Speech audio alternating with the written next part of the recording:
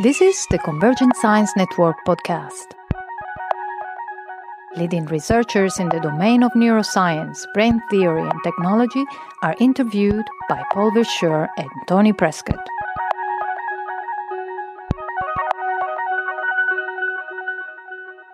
So it's the Convergent Science Network podcast at our 10th anniversary BCBT Summer School. I'm here with Aurore Thibaut of the University of Liège in Belgium and University Hospital, where she investigates consciousness. And in your talk this morning, you gave us a very extensive overview of the different approaches that people take to assess clinically the level of consciousness of patients. So what are the exact problems there that you face in the clinic in assessing consciousness? So there are different types of problems that we can face.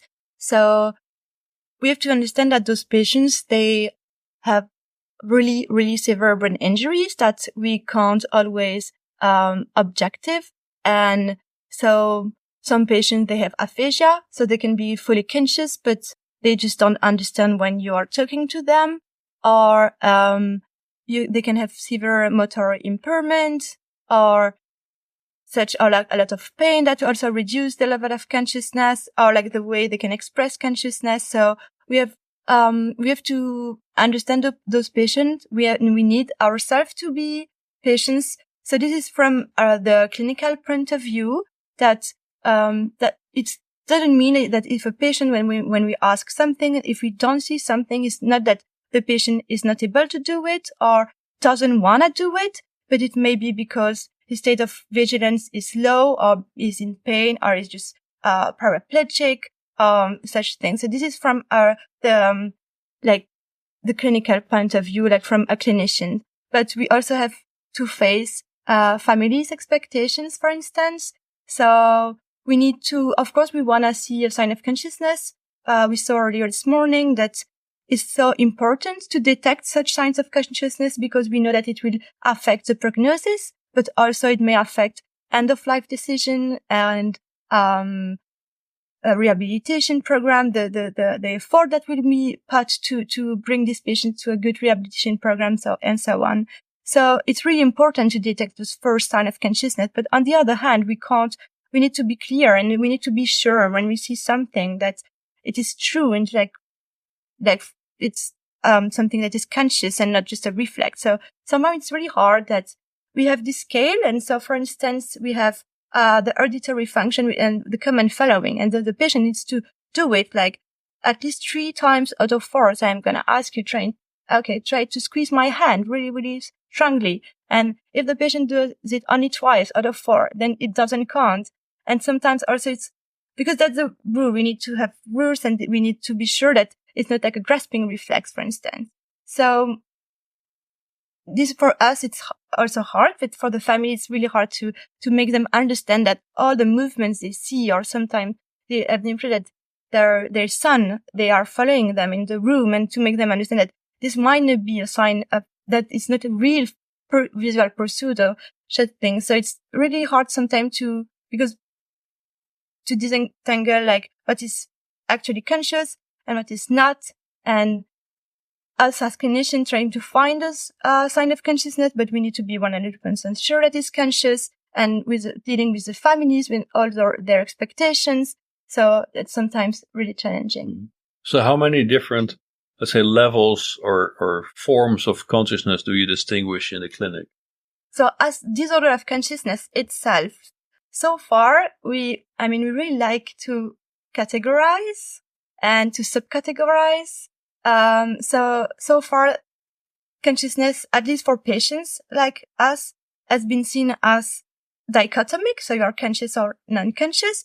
Now we think that it's maybe more like a continuum, but now we have different, states. So we have the patients that are in coma, no eyes opening and no consciousness of their environment. And then you have the vegetative state, we prefer now unresponsive wakefulness syndrome, where the patients recovered eyes opening, but that doesn't mean that they are conscious. It's just eye opening, and it's not even related to sleep-wake cycle.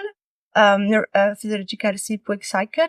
And then you have this minimally conscious state where the patients are minimally conscious, but are still not able to communicate. So you can interact functionally with them, but they can show some sign of consciousness. And in this state, there are the minimally conscious state minus, a non-reflexive movement. And then when they recover some language abilities, such as command following, intelligible verbalization, or intentional communication, we say that they are in minimally conscious state plus, because they can understand us a bit. So now, how many patients are we talking about? How many? Patients. So in the general population, how many patients do you encounter? So luckily, it's just a really very small populations. So, for instance, it's a couple of hundreds I know in Belgium, and same in the Netherlands. So it's really, not a lot. That's also something that's why it's so hard to find treatments for them, because it's not as stroke or Alzheimer when, we have like so many pharmaceutical therapy companies that will try to sponsor your study. So it's really hard to get attention for such a small population of patients. And then what's the accuracy we have today in assessing the state of these patients? So clinically, we know that if we use the GCS, or the Glasgow Coma Scale, which is the one that is the most used in intensive care, where we really need to assess correctly those patients, in fact, the rate of clinical misdiagnosis is still 30%. So it's really high. Then if we use a more accurate scale, such as a Coma-Berkeley scale revise, so true, maybe we will be able to correctly assess, like we thought before, 102% of the patients, because it is still the best clinical scale, the most accurate.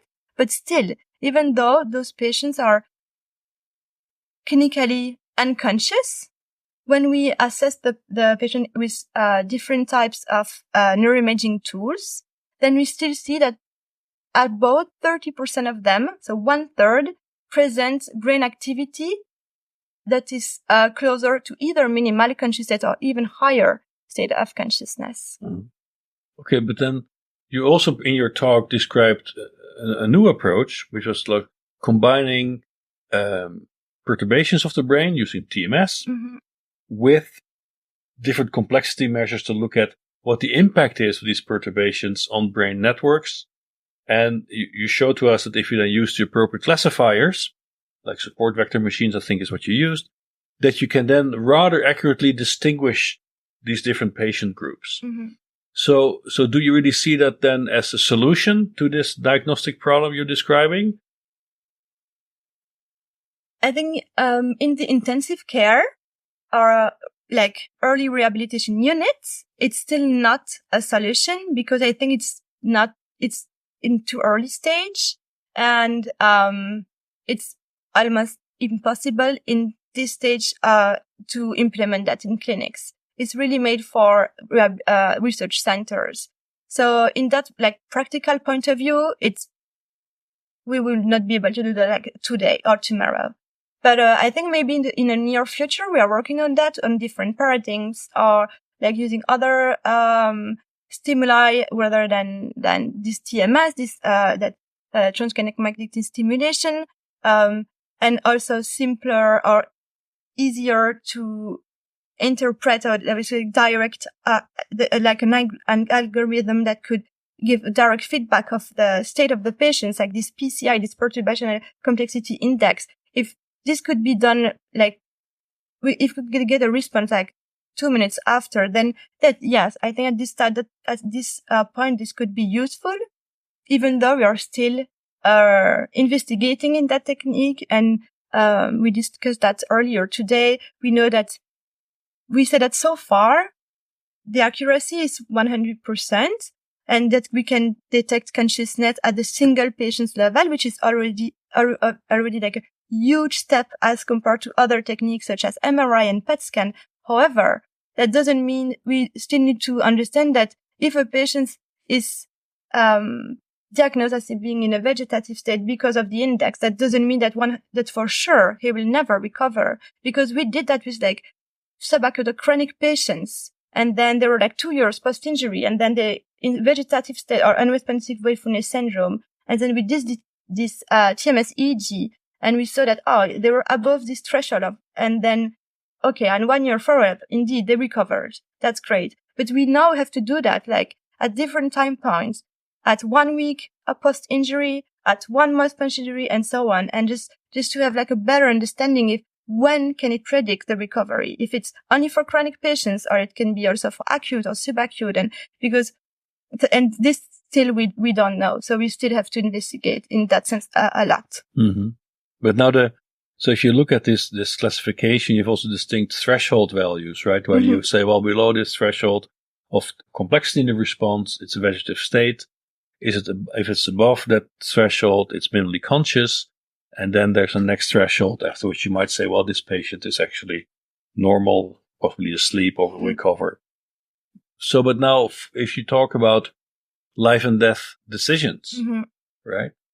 Do you really see this measure that is there going to be a threshold value where you're going to say, well, below this threshold, we can switch off the machines? At this point, we can't do that. Sure. We can't, because as I said, we don't know when. I mean, we did that again with chronic patients and then they recovered. But like now in the acute stage, we can't use that threshold because we know that the brain, maybe at that time we were sure that the patient were in unresponsive wakefulness syndrome, but that doesn't mean that, this patient that had the injury 3 days before, that maybe 2 days later is going to recover. That we don't know. So today we really can't use that technique. But do you think it will go in that direction? Would you recommend it? I think we need to do studies to do like, TMS EEG in the intensive care, like very early as we do the N20, the somatosensory evoked potential, and so far this is the only technique and only diagnostic tool that we can use to make and with like a very high sensitivity rate to make sure the patient the chance of recovery are like minimal. And we know that this kind of like treatment withdrawal are done based on this N20 test, but that's the only one. So if one day TMS EEG is gonna be used for that, maybe, but I'm not sure. I think it's gonna be a good predictor of recovery, but I'm not sure if we were gonna be able to use it as early as the intensive care. Okay.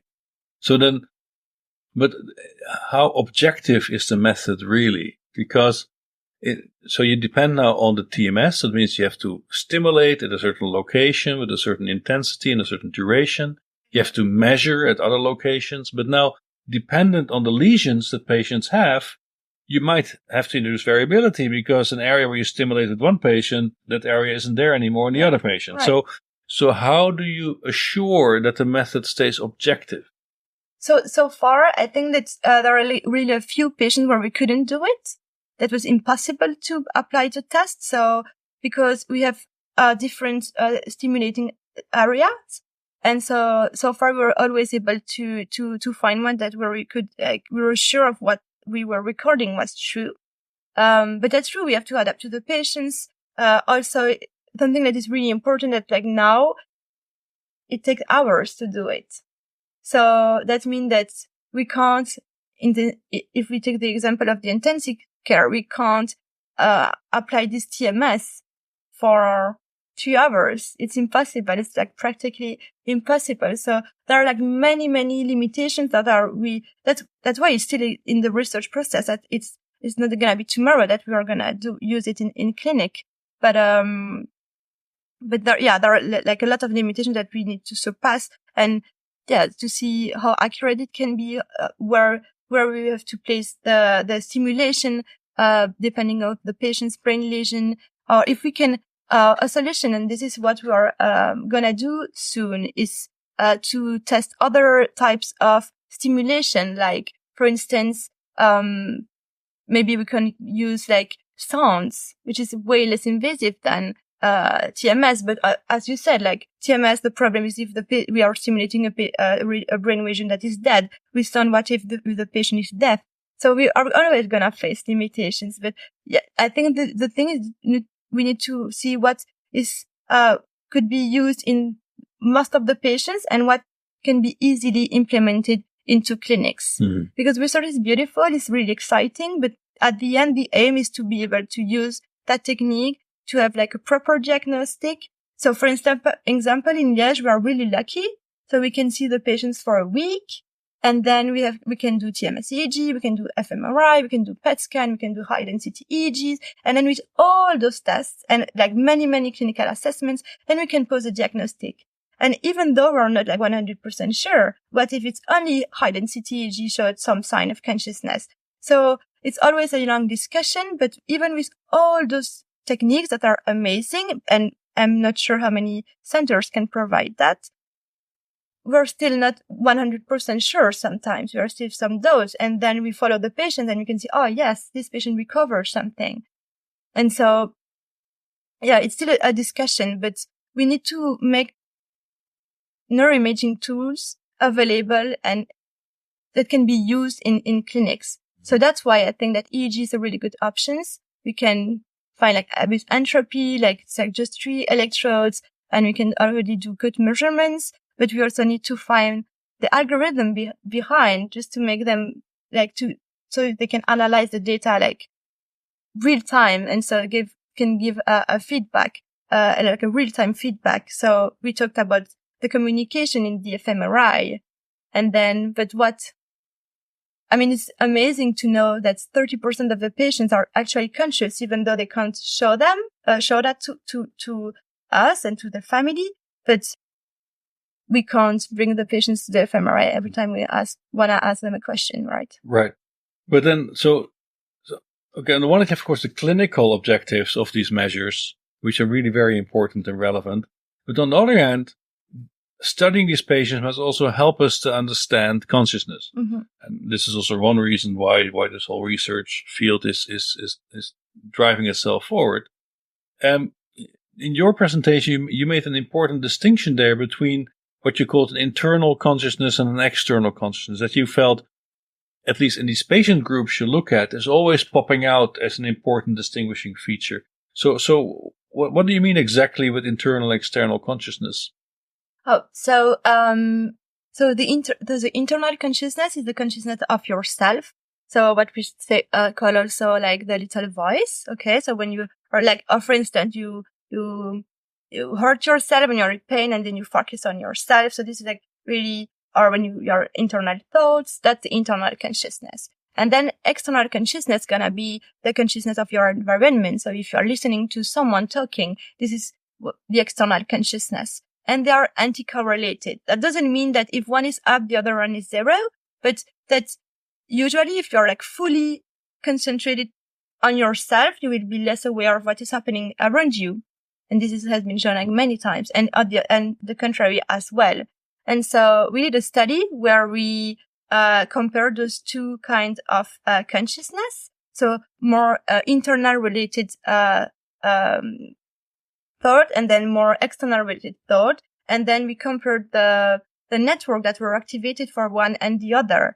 And so we saw that we had like the external consciousness network, which is the lateral frontoparietal cortices, and then the internal one, which is more like the mesofrontal cortex, anterior cingulate cortex, and then precuneus and posterior cingulate cortex. So one is external for the external consciousness network, and one is more internal for the internal consciousness network. And normally they should be anti-correlated. So when one is activated, the other one is not. So the internal consciousness system you would then equate with a more metacognitive self-reflective state. It's not necessarily the experience of hunger or of a state of the body. It's really more a metacognitive self-reflective state. Yeah. Right? Okay. This is how we do, but maybe we do it like in a more simplistic way of that's the way we categorize consciousness between two components, awareness, wakefulness. But yes. But then do you envision that also as, let's say, two subsystems of consciousness that sort of exclusively are active? It's either one or the other? No, so it's not exclusive. Okay. It's not exclusive. I mean, I'm not saying that, again, if you are listening to me right now, you're not conscious of yourself at all. It's like, but one is highly activated, then the other one is less activated. So they are in a competitive relation. Is that what you would say? Are they competing? I'm not sure I would say that they are competing, but at least, for instance, with a new study, but there we were focusing on the default mode network. And so we know that within the network, we need to have like the area needs to be highly connected. But then we found out that in patients with disorder of consciousness, we also have, hyperconnectivity, which is pathologic. So, for instance, in LC control, when the default mode network is highly connected, then there is no other connection with other brain regions. While in patients, you have this hyper connectivity. Meaning that concurrently at the same time, the areas that are that should be connected in the default mode network, then there are also other areas are also activated, and this is like the pathological hyperconnectivity only seen in patients with disorder of consciousness. But in this case, connectivity would mean some correlation structure in the data that you measure from that brain, either EEG or fMRI. So here's the fMRI, and fMRI. yeah. So it's a rather slow signal, and it's related to, let's say, correlations among the different measurement points. Right. But now, would that mean that some correlations go up that connect these subsystems? Or are the intrinsic correlations within the subsystems going down, so you are revealing the inter-subsystem correlation? Can you distinguish these two explanations? Those are really good questions, but you mean like, I would say that depending on the state of your mind, then one system will be first activated, and then the other one will be less. No, but from a pure, let's say, fMRI perspective, what I'm measuring is correlations among my voxels, right? And you could say for the control condition, I see a certain correlation within these two subsystems, and I don't see it between, right? But now you could argue that underlying that is some causal structure, and that maintains this intra-module correlation, and as a result, you don't see any inter-module correlation.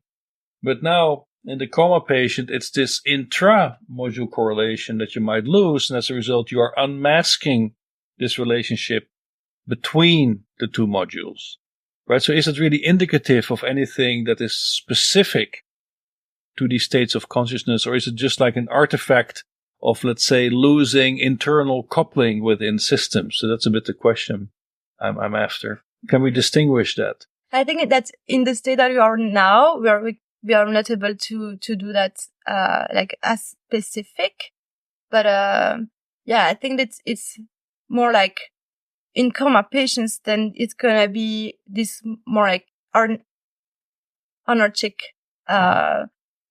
activity, and as like so many brain regions are damaged, then it can be possible that one of them is trying to be activated instead of the other one, and then it just creates some kind of anarchic connectivity that is like, in fact, that creates more damage, or at least functional damage, that so more like an anarchic. Right. So now then, what you also then discussed in that context was the subjective experience in that sense of these patients, and in particular you talked about locked-in syndrome patients, where you looked at their reported state of, let's say, satisfaction with life or happiness, and you had this surprising result that actually they showed levels of satisfaction or happiness with life that was comparable to healthy controls, which of course to us sounds very counterintuitive, because their bandwidth of communication with the world is severely reduced.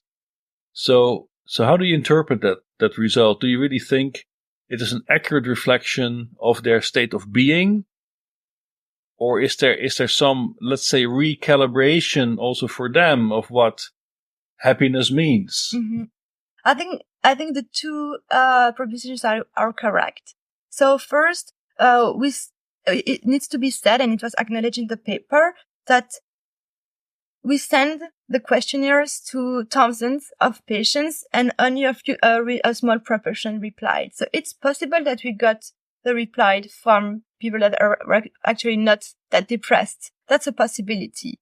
So maybe this really interesting result where we see that the patient in locked-in syndrome on average are not unhappy, but they looked as happy as healthy controls. On average again, not at a single subject level, but so that's a possibility. And then that's true that those patients, they can find their happiness in other things that for us is almost impossible to conceive, because we are not in the way they are. I met a lot of locked-in patients, and they are going on vacations. That for us, like, oh, how can they go on vacation? But they do, and they go like 3 times a year, and they still have like a really good relationship with their family. But one thing that we found out in that study and other follow-up studies is that the more a patient is able to interact with the environment, the happier he is, which makes sense. So that means that's true. Interaction with your environment is an important factor for a subject, someone to be happy. So, I don't know. It will be like so interesting. For instance, we had those patients that are like in complete locked-in syndrome when even they can't move their eyes. So the only way, we had a case of patients like that. So it was impossible to know that the patient was conscious without neuroimaging. It was impossible. And we detected this, she was conscious thanks to the PET scan. And we thought, oh my God, but the PET scan looks like you and me. It was impressive. And then we did other tests, and they all say, okay, yes, indeed, it looks like she's conscious. But still, it was she couldn't communicate like how we're used to see in locked-in syndrome, with the eyes, no movement at all, nothing. And so, yeah, can we say that this patient might be happy in a way? I have no idea, but this is a question that could be asked. But now with these patients, you also showed us that there are methods that use fMRI recordings with mental imagery to help people to at least give yes and no answers by imagining that they are behaving in some context or they're navigating some environment, right? And do you think this would be a useful interface for all these patients, or you think it's too cumbersome, that's not going to work yet? I think the EEG one is going to maybe be easier to apply, in clinics again. But also the thing with all those motor imagery is that we have a really high rate of false negative. So many patients in minimally conscious state that are clinically answering to comments, they can't perform the task. And also 75 to 80% of the healthy control, they can't do it. So we also need to find a way to make sure, like an easy way and a way, like a motor task that can be, done by almost everyone. And how are you going to deal with the variability of the neural response across all these patients? Repeated assessments, I guess. Mm-hmm. Yeah. Okay. There is no other solutions. We did a really nice study that was published really recently in Archive of Neurology, and we have to do at least 5 clinical assessments. So if we take these 5 clinical assessments, maybe that we need to do 5 fMRI or 5 EEGs, and it's kind of burdensome, but they're fluctuating, so we have no other options. We have to deal with. Could you imagine that in those patients we start to implant devices, an ECOG or something, to measure states of the brain to actually help communication? Would you see that as a way forward? Yeah, I think we not us, but other labs are doing it already with locked-in patients. So yeah, this is something that may be useful, and maybe also to find like the perfect time to say, okay, this is a moment when we have to do something with the subject. Right. So now in your talk, you also showed us a possible, let's say, mechanical interpretation of states of consciousness that focused very much on the thalamocortical system, going back to Nick Schiff and others, where they looked at it's basically the modulation of the thalamocortical system that will define these states of consciousness. And in that specific model, you also look at additional subcortical loops over the basal ganglia and so on, right? And it's a bit a sort of model you might also apply to Parkinsonism or so on, right? So it's really whether you are switching the thalamus in pathological states of low frequency bursting. Do you feel that model is sufficient to understand these patients you look at, or is it more like really a very first approximation of what we need and what is missing? So, I think so far it has been a really nice model that can explain why some treatments works and why other don't. The most impressive one is the zolpidem, of course, but so far it fits. And for instance, with TDCS, we have tried TDCS in different cortical areas, and the prefrontal one is the one that works the best.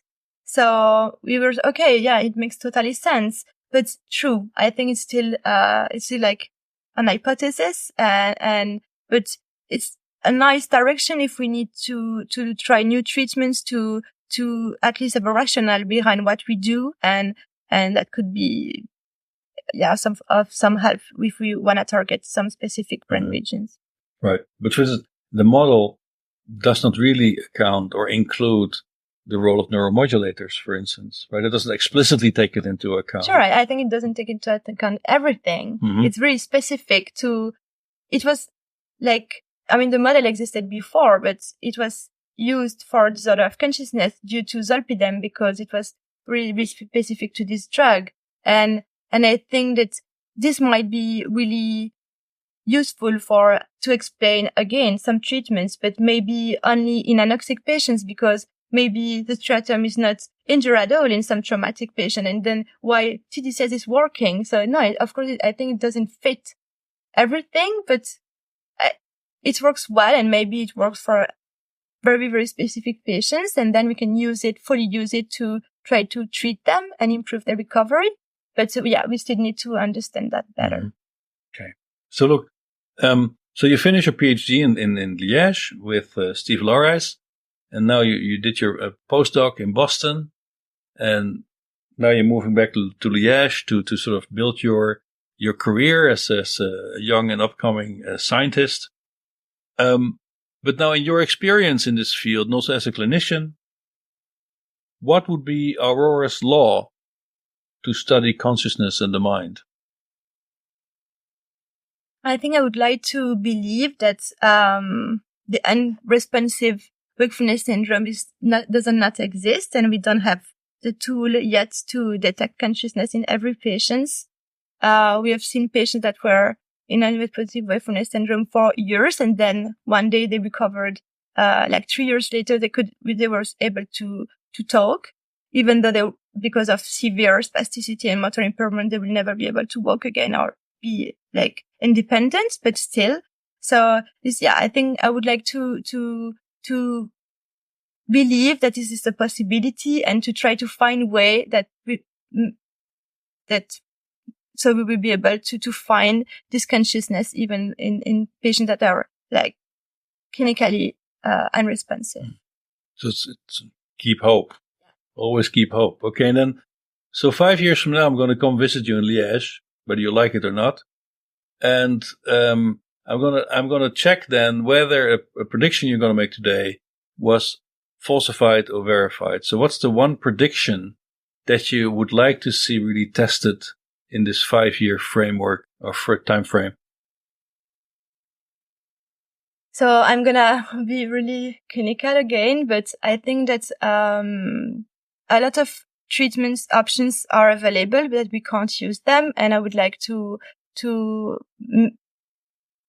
stimulate the translation of such treatment. One of them is a TDCS. For me, it's an amazing tool. And that's why I did my PhD at the neuromodulation lab with Felipe Fregni. And I think that it's so hard to translate that to clinics. And I mentioned before that it was really hard to get attention for these very small populations of patients. So my hope is that we can have clinical trials and have this translation to clinics and use all the treatments we have for like, we have so many things that we can use for such patients that will increase either the comfort or the recovery for sure. And this is something that I will always work for. So this is my hope. All right, Aurore Thibaut, thank you very much for this conversation. Thank you so much for inviting me.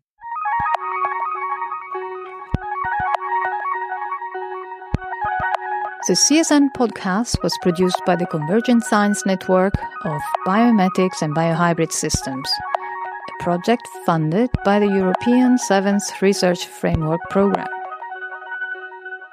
For more interviews, recorded lectures, or upcoming conferences in the field of biomimetics and biohybrid systems, go to csnnetwork.eu.